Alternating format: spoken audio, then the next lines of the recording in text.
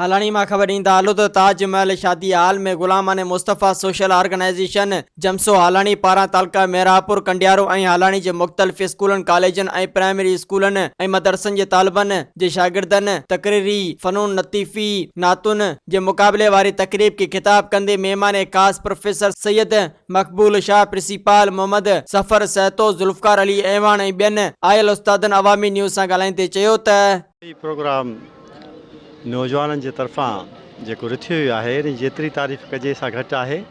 हालांकि अॼु नौजवान खेल कूद या टीवी इन्हनि तरफ़ रुझान हूंदो आहे उन्हनि जो ऐं हिननि ॿारनि जो मौज़ू जेको आहे सो नबी करीम सल्लल्लाहु अलैहि वसल्लम जी शख़्सियत खे मौज़ू बनाइण इहो ई हिकिड़ो सुठो इञान आहे समाज जे लाइ। त हिन वक़्तु बि नौजवान मज़हब जी तरफ़ राग़िब आहे ऐं पंहिंजी रहनुमाई जेको आहे नौजवाननि खे उहो नबी करीम सल्लल्लाहु अलैहि वसल्लम जी जेका ज़िंदगी आहे शख़्सियत खां आहे उन खां ई रहनुमाई वठण जी तलक़ीन था कनि नौजवान। सो इन प्रोग्राम खे ॾिसी ॾाढी ख़ुशी थी। जेको ये हालानी शहर में जिम्सो हालानी जी तरफ़ां वरफना लक ज़िक्र के नाले सां जेको अॼु ही प्रोग्राम रखियो वियो आहे इन्हनि में ॿारनि जी कैटेगरियूं रखियूं वयूं हिकिड़ो प्राइमरी कैटेगरी ॿियो सेकेंडरी कैटेगरी। इन में ॿारनि जे लाइ नात स्पीचिस ऐं जेको आहे सो आर्ट जा प्रोग्राम हुया। असां ॿियनि स्कूलनि खे बि इहो चवंदा त भई तव्हां बि वधि खां वधि अहिड़ा प्रोग्राम करायो। हिते सुबुह खां तक़रीबन 1 बजे खां ही प्रोग्राम हले पियो वरफना लक ज़िक्र जे हवाले सां जिम्सो में तमामु बहितरीन ॿारनि परफॉर्म कयो ऐं तमामु जेके डिफरेंट स्कूल्स आहिनि हिते तमामु बहितरीन असांजे मुआशरे में जेके बि स्कूल आहिनि तमामु बहितरीन आहिनि। तमामु घणी ख़ुशी थी ऐं अहिड़ा प्रोग्राम थींदा रहनि त जीअं ॿारनि में अवेयरनेस अचे। जेको प्रोग्राम आहे जिम्सो जे तरफ़ां कयो आहे वरफना लक ज़िक्र जे तरफ़ां सो महबूब मुस्तफ़ा जे शान में ही जेको प्रोग्राम रखियो आहे जेका कुल काइनात जोड़ी आहे महबूब मुस्तफ़ा जे सदके जोड़ी आहे।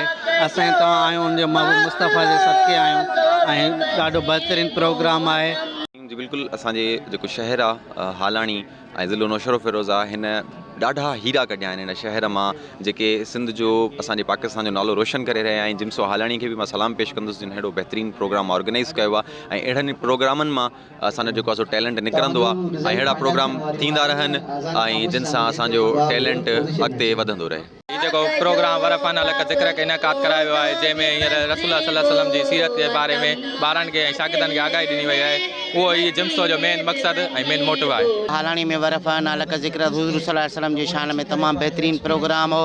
हिननि में तमामु घणनि शहरनि खां नंढनि ॿारनि ऐं थोरे नात खाननि हिन में पार्टिसिपेट कयो ऐं अहिड़ा प्रोग्राम थियणु घुरिजनि। अॼु जेको जिम्सो टीम वारनि जे तरफ़ां हालानी शहर में प्रोग्राम जेको जारी आहे वरफाना लक ज़िक्र तमामु बहितरीन ऐं असां उन्हनि खे जस पेश कयूं था जिम्सो जी पूरी टीम खे जे अहिड़ो बहितरीन ऐं तालीमी इदारनि खे सुठा चूंड करे उन्हनि खां स्पीच कराई अथनि नात ख़ानी कराई अथनि ऐं हिन प्रोग्राम जो तमामु बहितरीन ऐं ज़रूरतूं आहिनि। अहिड़ो प्रोग्राम थियणु खपे असां वटि हालानी शहर में। मज़ीद ख़बरनि ऐं तफ़सीलात लाइ विज़िट कयो असांजी वेबसाइट www.awamiNewsHD.com ऐं ॾिसंदा रहो अवामी न्यूज़ HD।